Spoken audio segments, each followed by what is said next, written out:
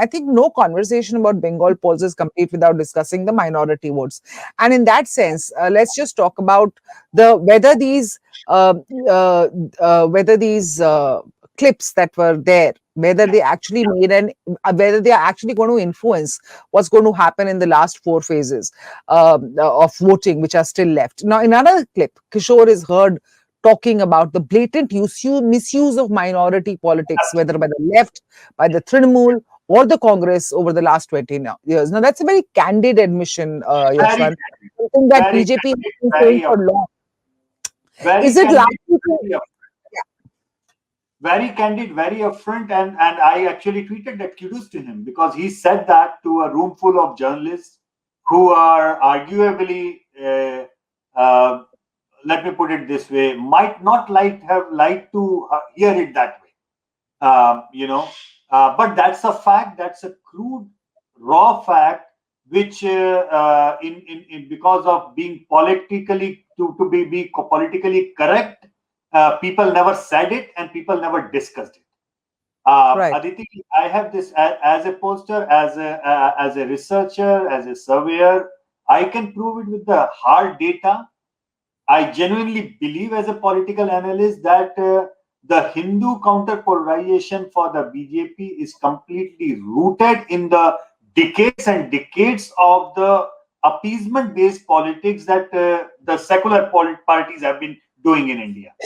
Right. And that has been so blatantly going on that every time, in the last 25 years, find me a single, I'm saying that, find me a single political analysis done in any mainstream publication by any editor who doesn't concede this point. Nobody concedes this point.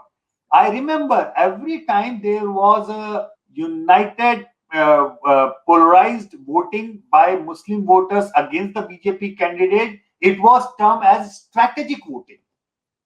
It was termed as a very fine form of strategy that a certain section of society is using in order to defeat a certain political party. Yes, it is strategic, but come on, you have to say that it is communal. If a certain community is voting against a party is not communal, then a certain majority voting for that party cannot be said communal. Either both are communal or both are strategic voting. It is communal. As per me, it is blatantly communal. Both ways, it is communal. The Muslims voting to defeat the BJP candidate is communal, as well as Hindu majority voting for BJP is also communal in that way. So I'm very clear, but yes, that's what the majority of the secular parties have been doing in India, and that has actually resulted in a very clear-cut counter polarization of the Hindu votes in favor of the BJP, and that is precisely what is happening even in Bengal. It is not limited just to Bengal.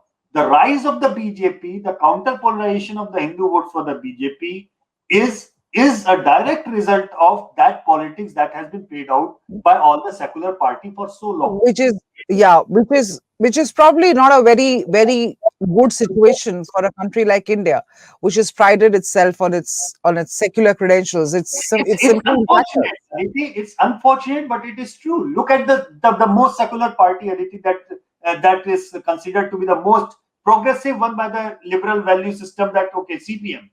What is CPM doing? In this very round of election, CPM is doing a Hindu and Christian vote politics in Kerala. The same CPM is doing a Muslim vote politics in West Bengal. The same Communist Party and the Congress is doing AIUDF based Muslim politics in Assam. So these parties, where they say that our inherent fabric is secular, their core value system is secular when they compare themselves to the BJP. So if you can do a Christian politics, you are secular. You can do a Muslim politics, that is secular. But if you do a Hindu politics, that is communal.